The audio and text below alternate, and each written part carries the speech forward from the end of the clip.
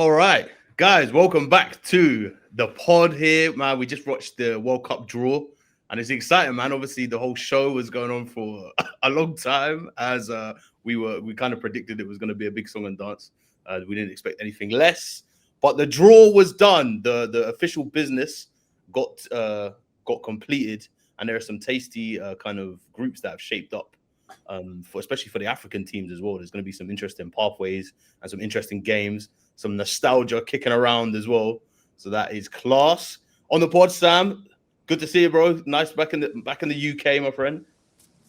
Yes, back in the UK, not in sunny Morocco at the moment, but we're still very much in the mix, man, and still very much seeing what's going on.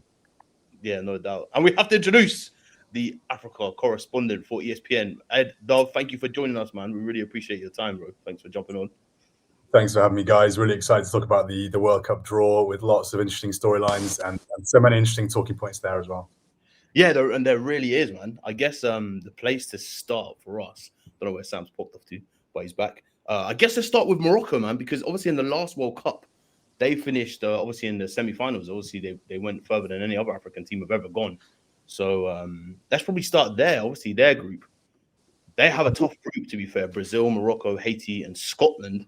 So thoughts on that, guys, initially, because, yeah, that looks like that Brazil-Morocco game in particular looks like it could be tasty.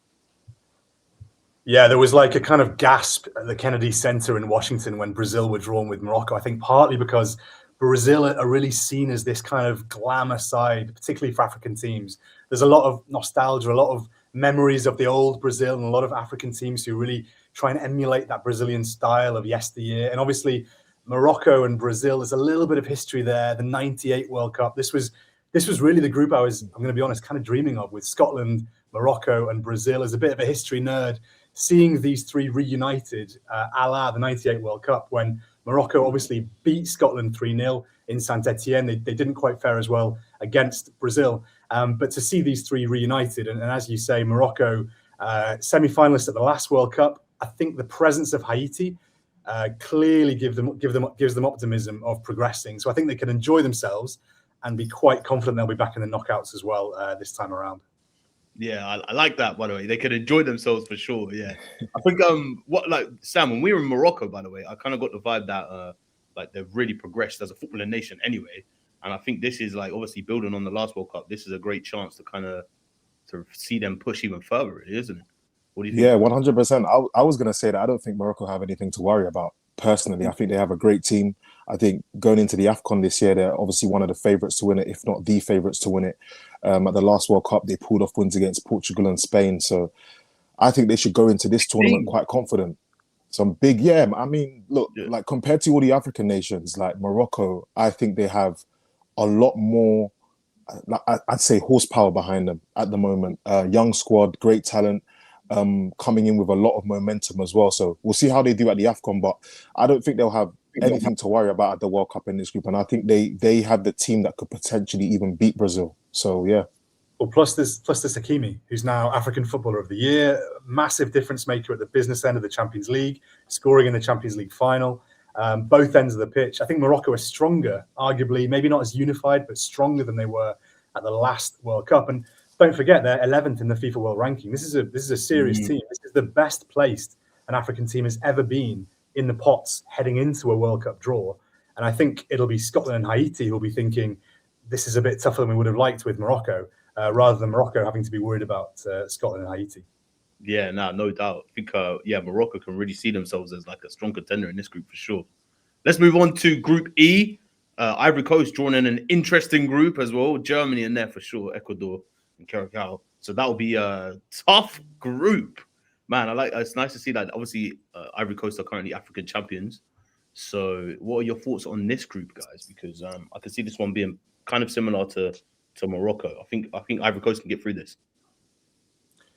If I'm a top three team, I think like Ivory Coast, for example, what I'm looking at is how strong or how weak is the team coming into my group from pot four, particularly bearing in mind that I think 8 of the best third place teams also advance to the knockout stages. You may just need a win against the group minnows to progress. So I think if I'm Ivory Coast, if I'm Les Elephants and I see Curacao being drawn into my group, no disrespect to the Islanders, I'm probably fancying my chances there of being able to get 3 points and being able to progress to the knockouts, which would be first time ever for the Ivory Coast. On the flip side, Ecuador, I think, very tough. We so impressive during South American qualifications, second only to Argentina.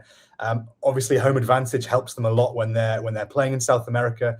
How can they translate that to the World Cup? But I think they're a very serious team. I think Ivory Coast will look forward to playing Germany, to be honest. Ranked 9th in the world, the lowest ranked team of all the non-host teams in pot 1. And so I think Ivory Coast Germany is a game they can look forward to. And I think they can also fancy their chances. For me, that's one of the 5 groups where I'm confident. I wouldn't say overly confident. I'm confident that an African team can progress to the knockouts.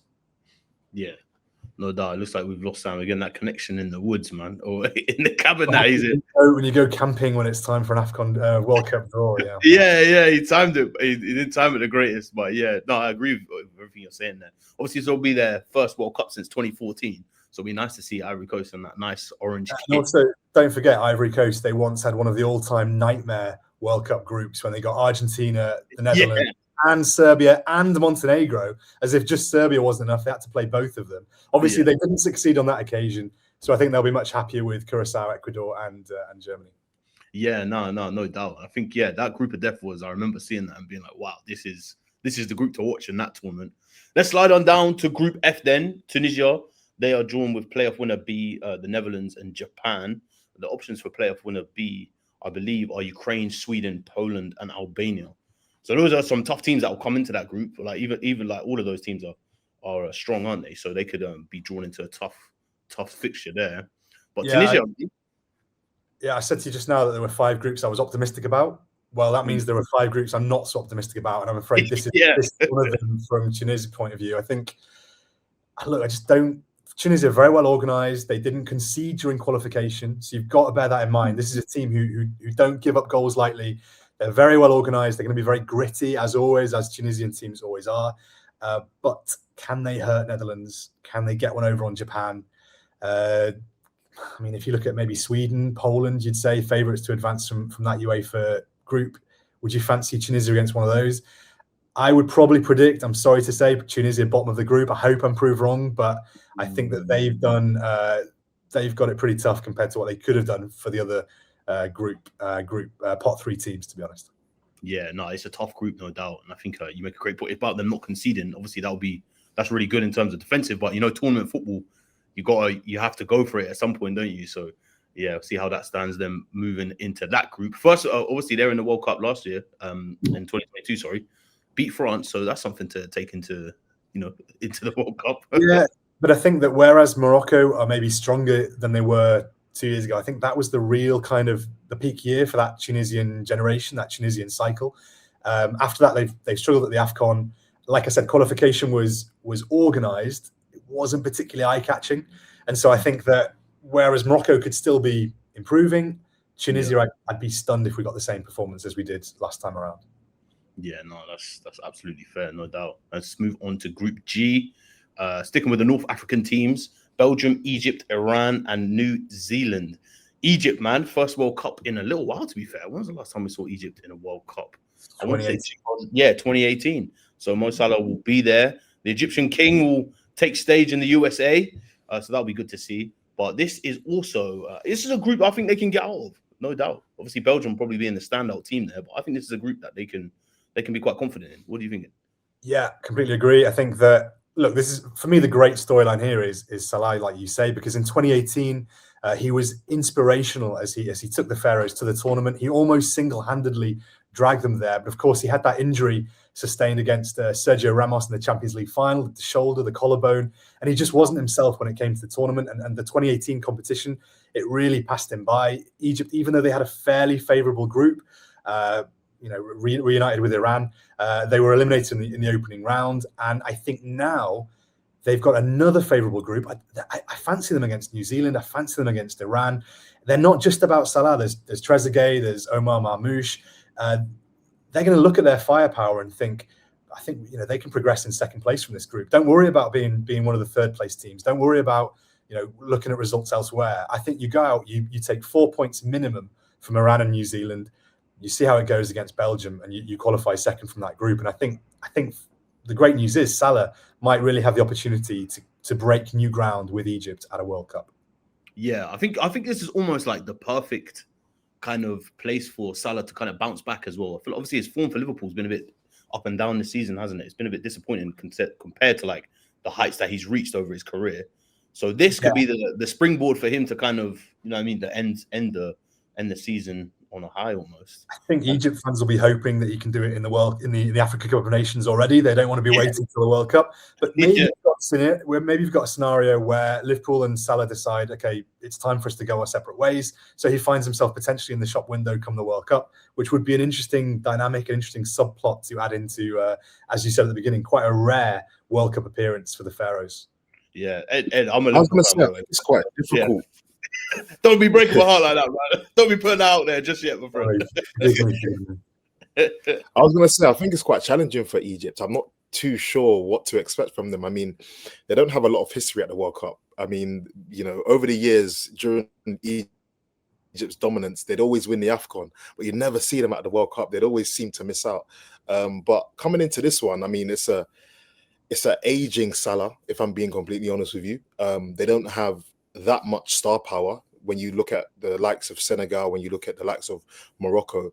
I think it's going to be one of them ones where the football gods just need to be on their side, because I don't actually know, just based off the last few years, how strong Egypt are, especially going into a tournament like this. I don't personally think I'm expecting much from them, if I'm being honest with you, but they don't have the most difficult group, if I'm being honest. So we'll see what comes out of it. But compared to the other African nations like Senegal, Morocco, maybe even Ivory Coast, I just don't see them reaching the heights that they might reach.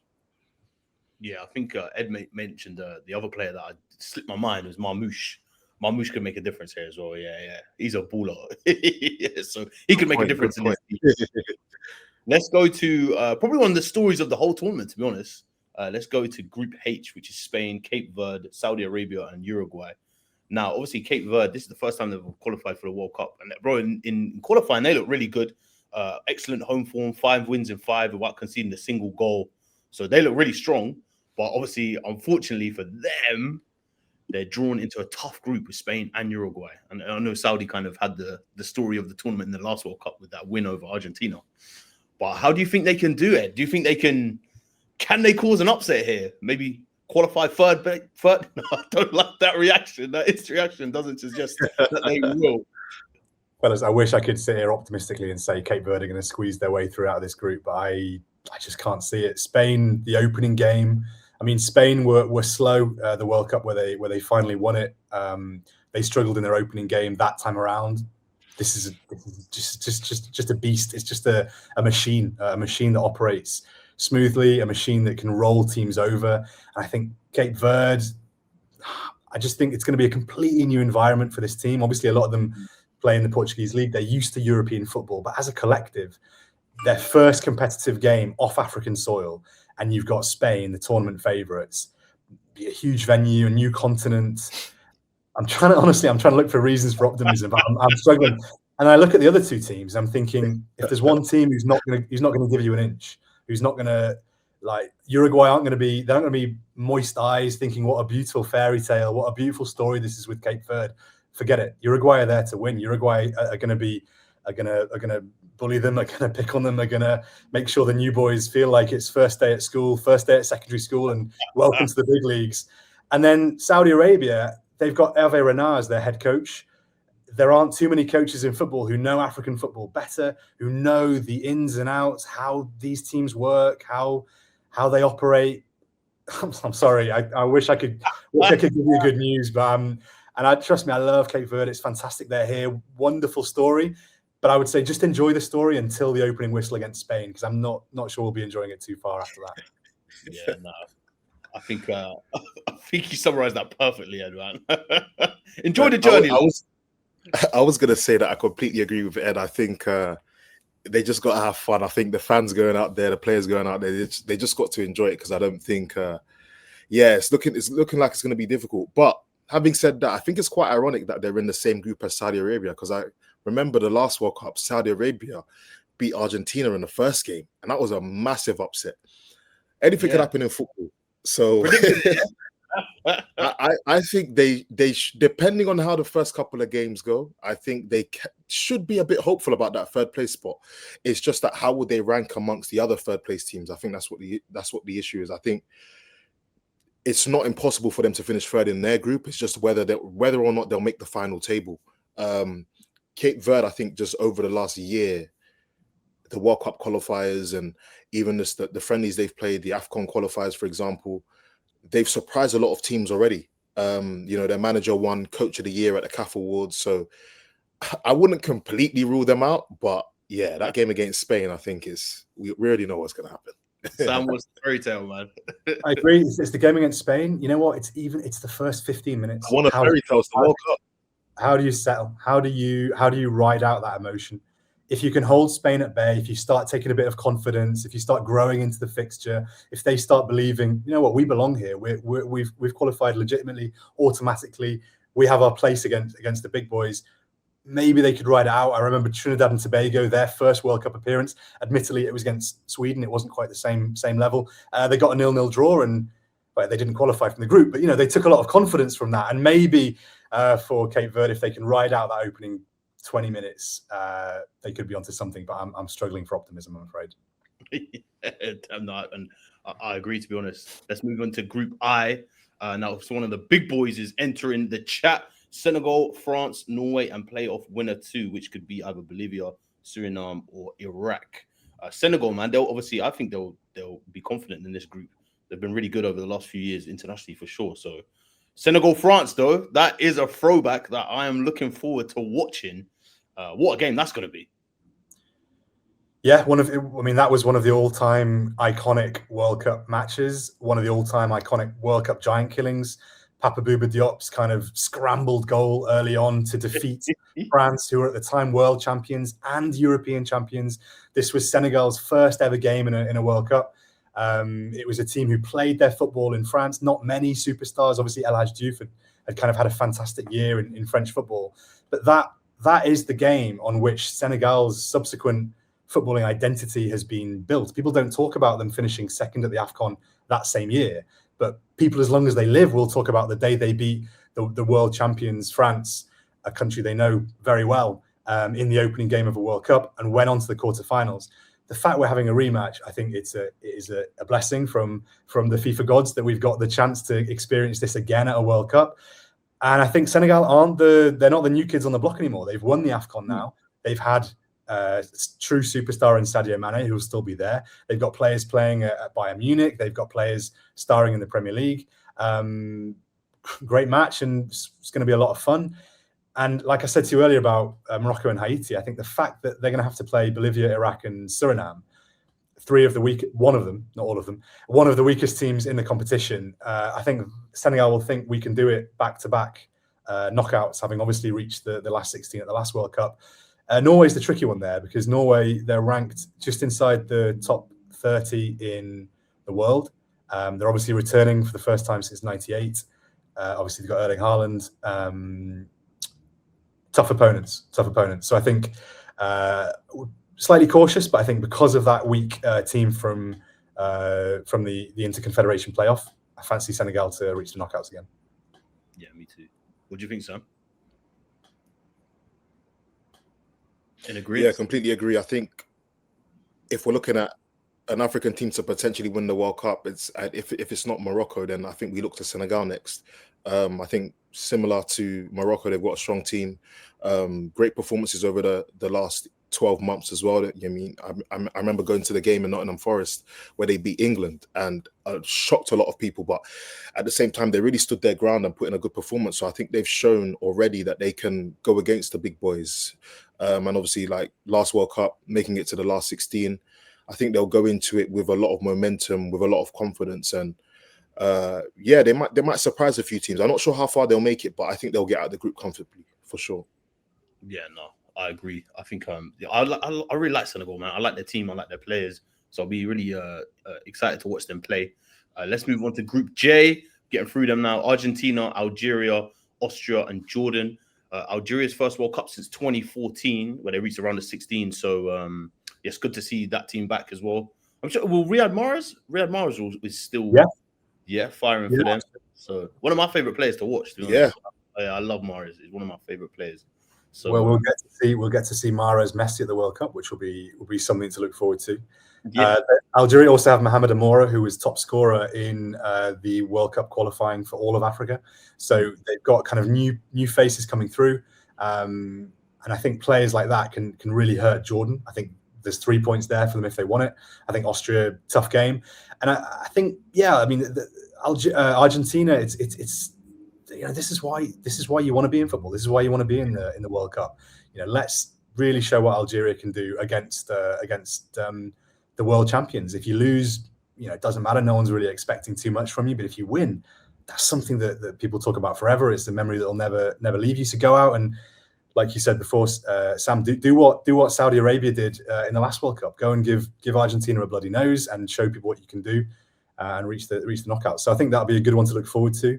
I'm very glad England didn't get Algeria, because England-Algeria at the 2010 World Cup 0-0 was one of the worst games I've ever seen. So I'm very glad we don't have to talk about that one again, and no repeat of that. But Algeria-Argentina, will be definitely looking forward to that one. I'll get the popcorn out for that one, I think. Yeah, no doubt. And then actually, well, since you brought up England, let's get to this is the big dog. It's going to be interesting in parts of London watching this game. England, Croatia, Ghana, Panama. I think there's going to be some conflicted households, some friendships are going to be battling, especially in London on this one. But Ghana, man, obviously they're top 4, but how do we fancy their chances in this group? Because it's a tough group. Sam, you want to go first? Oh dear. Yeah. Is it?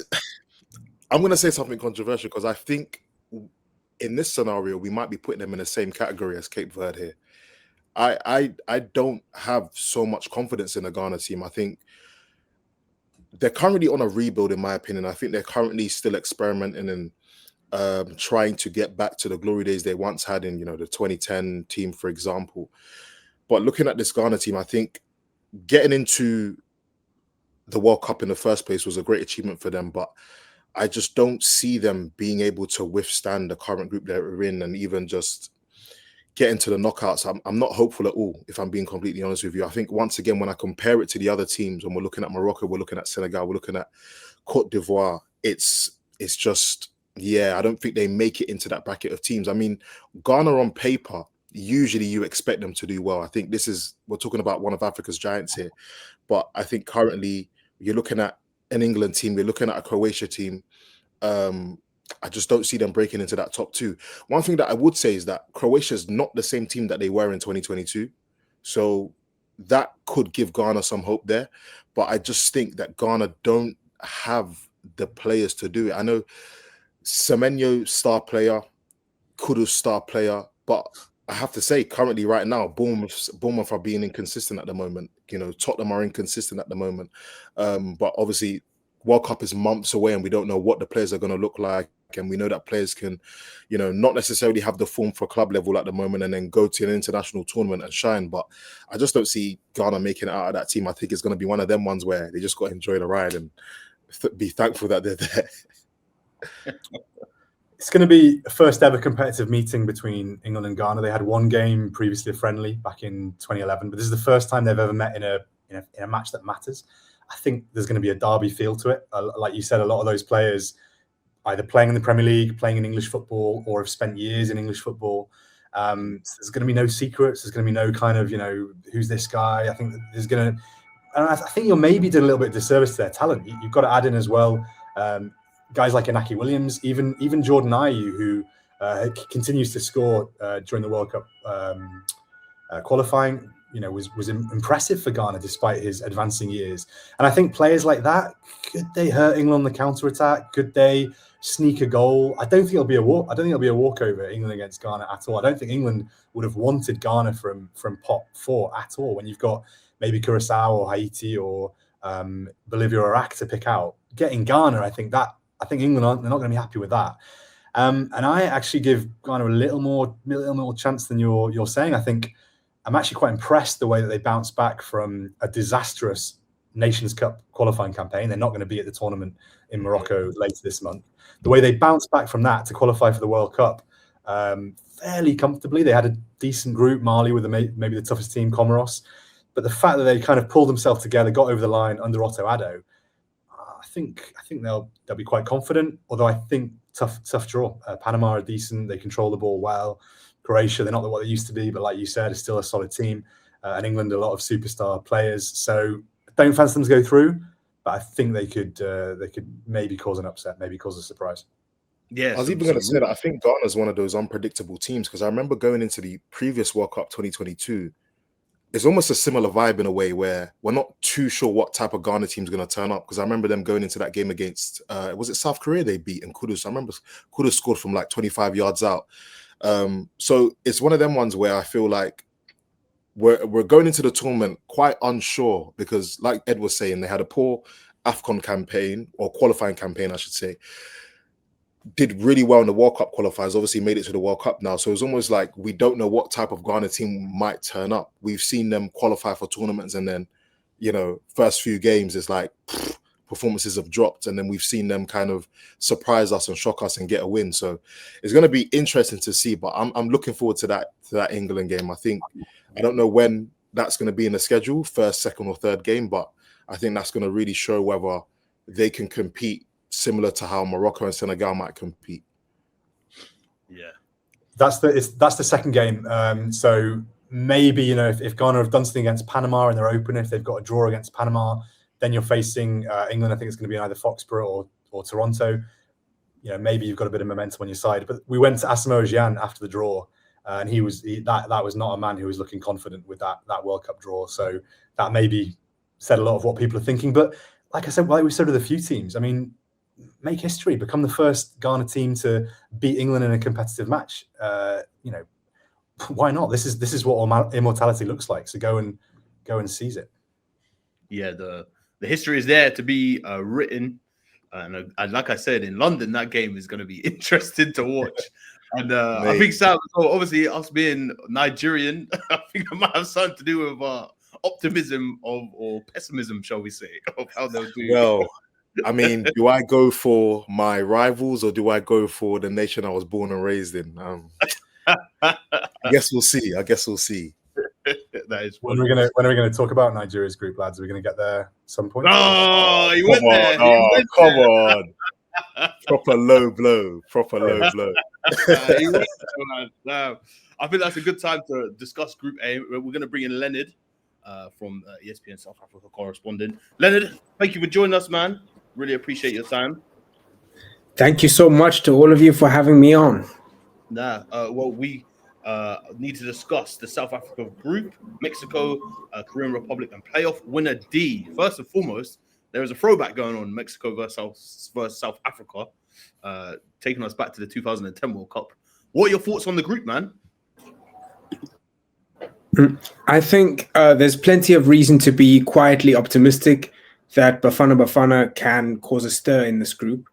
No one in the group can be taken for granted. Bafana, despite recent success, is not a team quite at the peak of its cycle, in my opinion. A lot of really, really young players in the team. However, there's reason to believe that a lot of the players who've already been playing at a very high level can be even better by the time that this tournament starts. We've seen how Mohaun Kota, for instance, has improved in the Saudi Pro League. Tylon Smith is at QPR, and exposure to football in England is certain to have him playing at an even higher level soon. After his impressive showing at the Under-20 Africa Cup of Nations, Mbekezeli Mbokazi has joined Chicago Fire from Orlando Pirates, and that will surely help his game. Bafana's got great depth in that position, that centre-back position. Lyle Foster will be one of the key players, having already had so much experience in Europe and now playing at Burnley. And there's a good atmosphere within the team. That fourth team, the winner of Playoff D, UEFA Playoff D, is going to be a tricky one. Whoever that's going to be, they'll have some top players playing at a high level in Europe. And same goes for South Korea and Mexico. But Bafana beat Nigeria in the group standings in World Cup qualifying to a place in this tournament. And Nigeria is a team with players playing at the highest level in Europe. South Africa, not so many players playing at the absolute highest level yet, but a lot of players who know each other from a very strong local league. There's a coach, Hugo Bruce, who's instilled a good mentality into the team. And of course, there's the history of 2010. There's a nation that's really rallied behind this team after losing faith for a good few years. And yeah, as I said, there's reason to be quietly confident. I love that. What are your thoughts on Bafana, Ed? I know you're very. We are seeing the depths of your ball knowledge in this conversation, so I'd love to hear your thoughts on them, man. I think there's good news and there's bad news. Do you want the good news or the bad news? Always start with the bad news, man. Get out of the way. The bad news is I think they're the weakest team in the group. So I think probably on paper they destined to finish bottom. I think the good news is like none of them, they won't be afraid of anyone. I think they're all going to be quite even matches. It's maybe the most balanced group. I think if Denmark win the playoff, they're ranked, I think, 20th, 21st in the world. That's going to be a really tough test for, as Leonard said, this young South Africa team. But they'll be glad to have got one of the three hosts, because it means you avoid one of world football's genuine giants. And I think they've only got one European team in there, so I think there's reasons for optimism.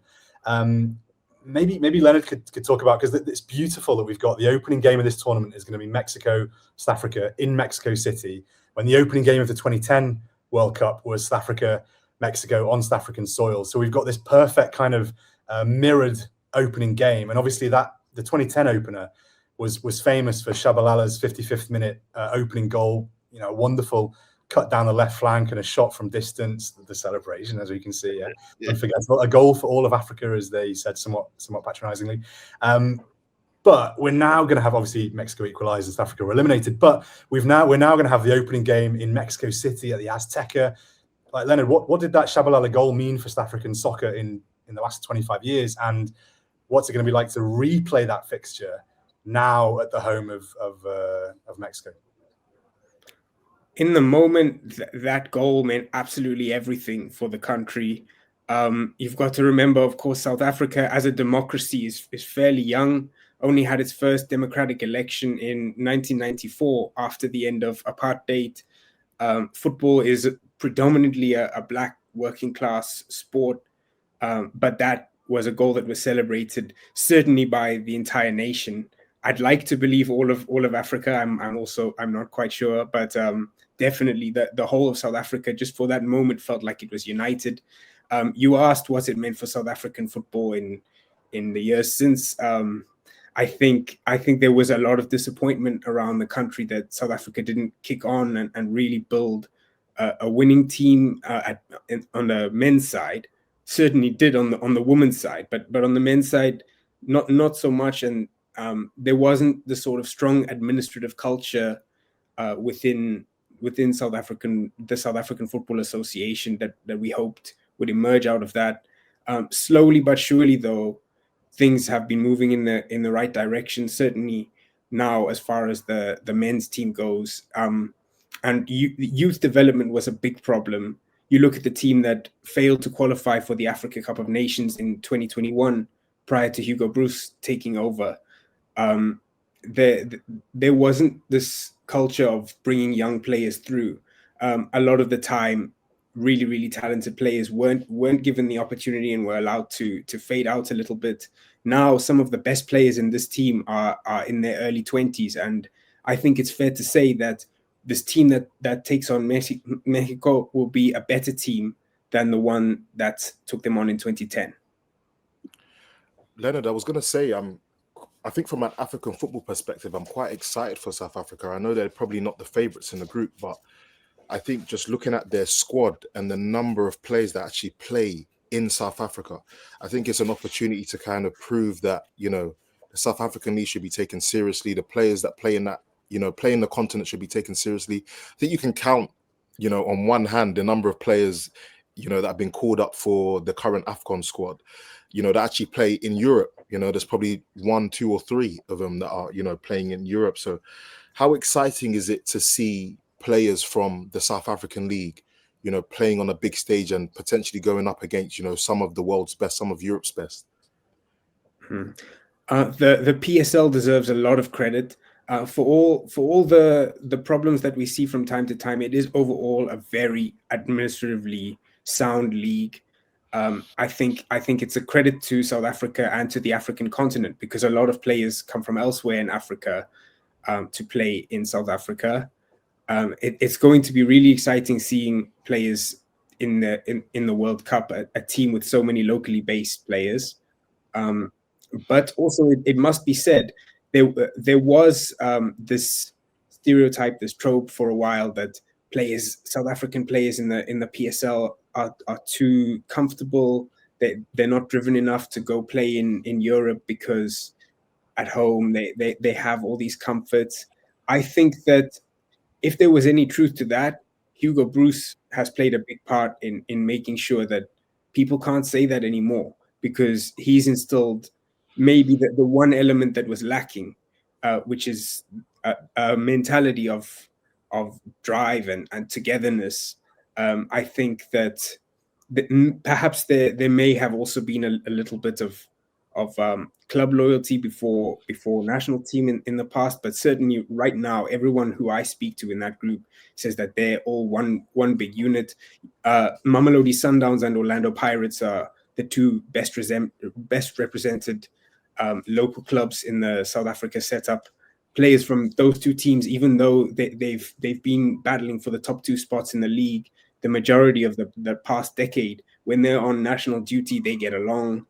And I really do believe, as I said, that the best is yet to come for this team.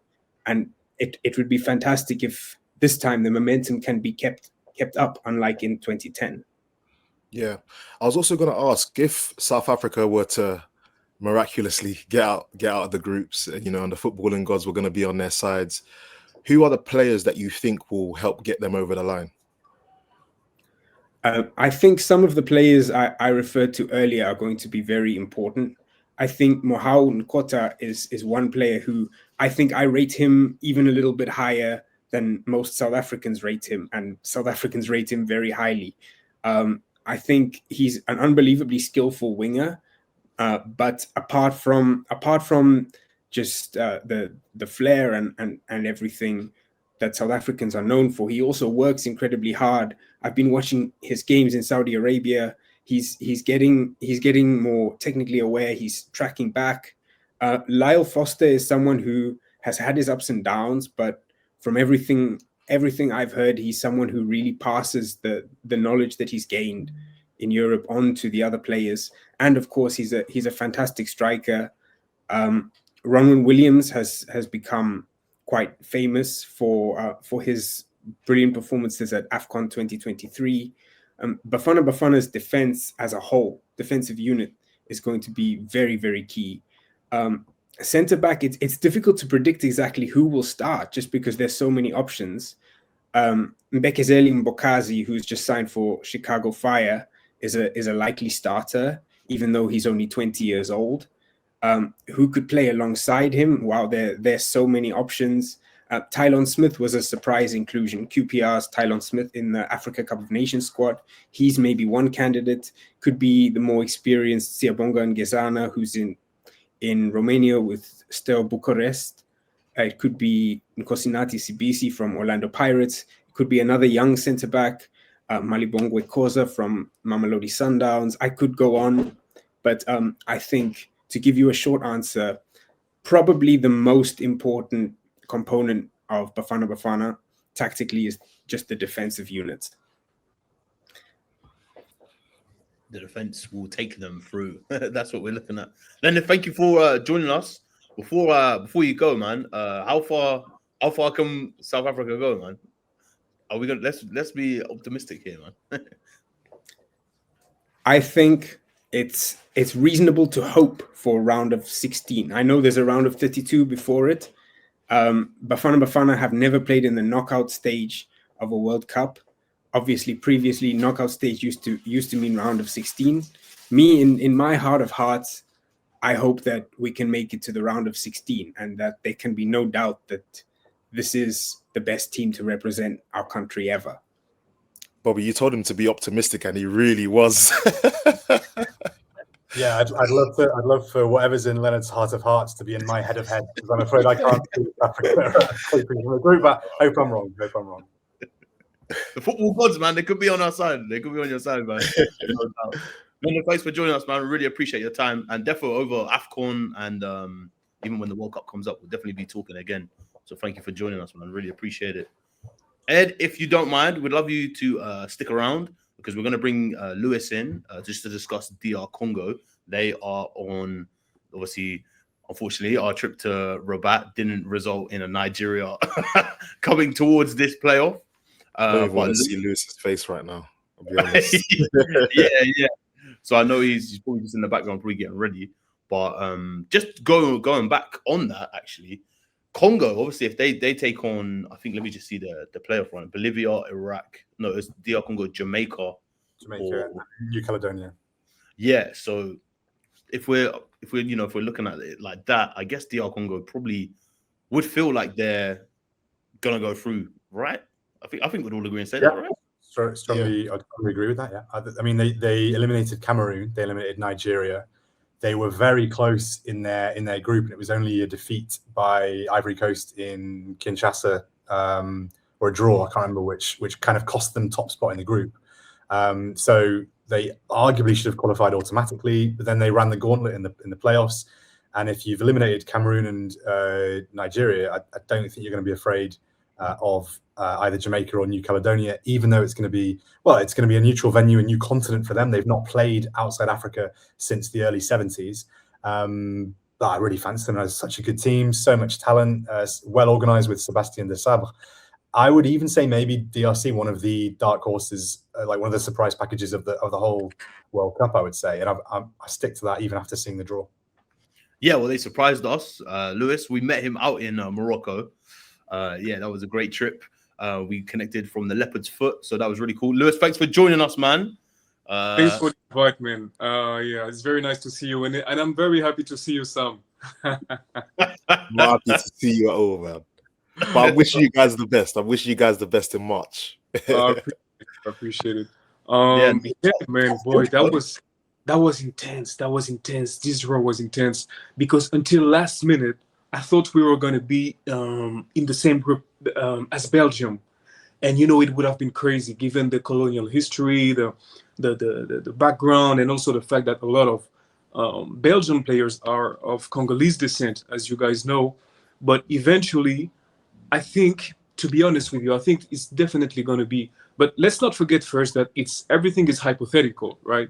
Because Congo is not qualified yet. We still have to get the Reggae Boys out of the way because it's likely going to be, it's either going to be Jamaica or New Caledonia, but it's likely going to be Jamaica, of course. But man, I think that's definitely a tough group.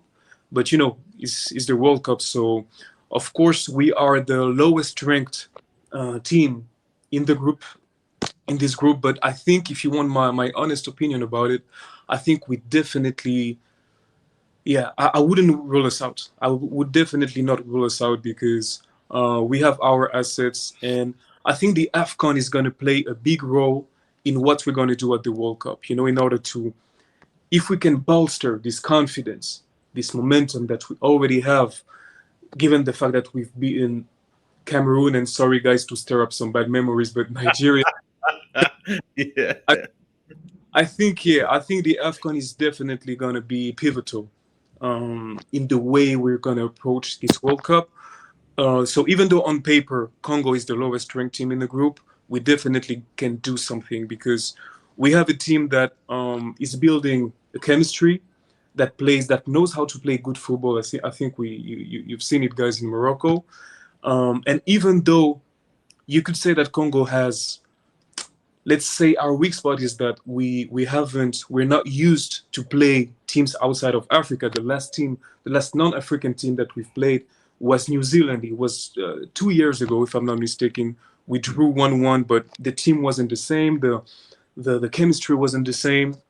So today, I think we definitely have our assets to create an upset.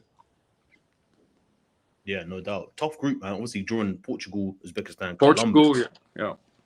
what are your thoughts on the group, man? Like team in terms of teams, obviously Portugal, obviously the strongest team in that group, but Colombia and Uzbekistan might be where you might be able to, or even Portugal. You never know what can happen in the World Cup.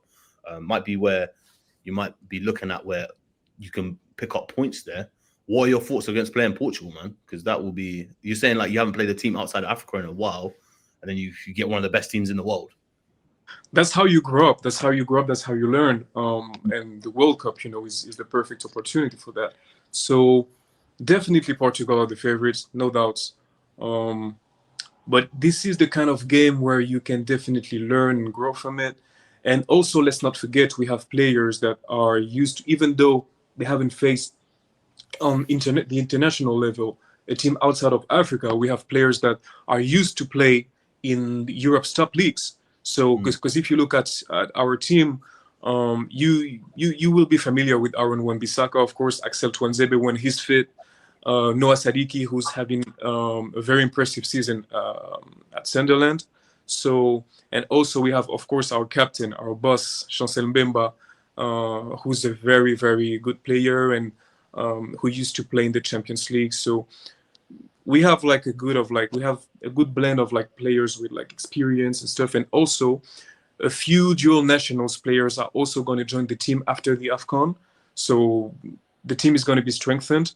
But to answer your question, yeah, the group is, I think, as I said, we are the lowest ranked team, but Uzbekistan definitely is not a team to that you want to underestimate, because they have been consistent, in Asia for a few years now.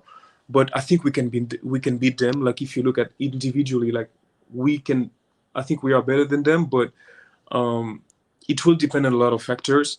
Colombia has a good team. Of course, we think about Luis Diaz, but an aging James Rodriguez, who is the current captain of the team, and they have a lot of experience on the international stage. But I think, yeah, as you said, like on a game, anything can happen in football, and even Portugal. So we don't know. Of course, we are not the favorites, so let's not. If we qualify, when we'll qualify, let's be optimistic. I think we can create a surprise, definitely. Do you know? I was going to say, I feel like DR Congo should be a little bit more optimistic than we think. I think I'm speaking from the perspective of I think they'll get through the playoffs for sure. I think whether they play New Caledonia or whether they play Jamaica, I think Congo are the strongest team going into that playoff final. And I think if they get into the group, Portugal is going to be a difficult game. But I think when you look at the likes of Uzbekistan, where probably in football, from what we remember, this haven't, had any sort of presence, on the world stage or even in Europe. So I think, looking at the two teams, I think DR Congo will probably get past them quite easily. I think when you look at Colombia, that's going to be an interesting one, because I looked at Colombia's last 4 games. They've conceded once. They've conceded once in their last 4. And it's a similar thing to DR Congo, conceded once in the last 4. So it's going to be like 2 tough defenses going up against each other. So I think that one there might actually be a bit more 50-50 than we think. I think you have to look at the fact that DR Congo went up against a Nigeria team that have, when you look at their team on paper, there are players playing across Europe in the top leagues. A lot of people are. I got a message from my friend about 10 minutes ago on Nigeria not at the World Cup. Like, it's a shock for them to not be there. But that's what DR Congo were able to do. They were able to find, the talent and the players to be able to go and beat them. So I think I honestly give them more hope than we actually, might be giving them credit for. I think like once they get through those playoffs, and they should get through those playoffs, that they might be able to take that second spot. Bro, if we don't get through those playoffs, it's going to be a disaster. It would be a disaster, but I don't even want to think about that, to be honest. I think you're right. Colombia definitely they are solid, in defense. There is Davinson Sanchez. As you know, I'm a Tottenham fan, so I remember Davinson Sanchez from his Tottenham days, and yeah, also there is the Crystal Palace player Munoz. Yeah, a few good players definitely, but yeah, I think we can hope something. We can hope to reach the knockout stage. Of course, it's not going to be easy. It's definitely not going to be easy. And this experience that we don't have is going to have to be like compensated with with the will, because as you know, like in Congo, there's also like a story. There's also a story. There's the geopolitical situation of the country. I know the players want to fight for the flag and want to give hope, to give faith, to give union to Congolese people. And let's not forget that, you know, Congo is the largest country in sub-Saharan Africa. There's a lot of untapped potential there. And I think the players know it. I think, yeah, definitely I hope the federation also is going to build on this qualification, you know, to create something. But to be, yeah, I think we can hope something to in this group. I'm also a Tottenham fan. I don't have many good memories of Davinson Sanchez. I'm intrigued to know what you're referring to exactly there. I would say it's really great that we're putting DRC in the spotlight, because they're one of the most fascinating national teams, countries in Africa for me. An amazing history, one of the fallen, forgotten giants of African football. What Desabre did already in taking them to the latter stages of the last Nations Cup, I think it was only the third time in 50 years they'd reached the semi-final or the last four of the Nations Cup. And so this is really a team on the rise. They may be inexperienced at World Cup level, but they still have a lot of players, like you said, Lewis, who have been there at club level. A lot of guys around 28, 29, players who have played in Europa League, players who have played in Europe's top leagues, guys who have come through European academies, played for under 21 sides of European teams. Johan Visa as well, who cost a lot of money when he moved to Newcastle this summer. Well, he's not done it there, but we know what he's capable of. So I think they're a really talented team. They're well organised under Desabre, but they've also retained this kind of cutting edge and a bit of fluidity and flamboyance in attack. Like, they'll be fun to watch. Defensively organised with Mbemba. So I think they're doing a lot of things right. And I think they will be one of the teams to really light up the World Cup, if indeed they get there. But a great story, and fingers crossed they'll be back for the first time since 1974. Yeah, I think they'll definitely be there. Well, we definitely learned about the fluidity and the flamboyance in attack when we were in Morocco, by the way. So, yeah, that's going to stay with us, Sam, mate. But Lewis and Ed, thank you so much for joining us. That's the last time I'm bringing this up now, yeah. That is the last time. Guys, thank you so much for joining us. As we said, over AFCON, and obviously as the World Cup approaches, we'll definitely be talking to you more on this podcast. But yeah, thank you guys. Really appreciate your time.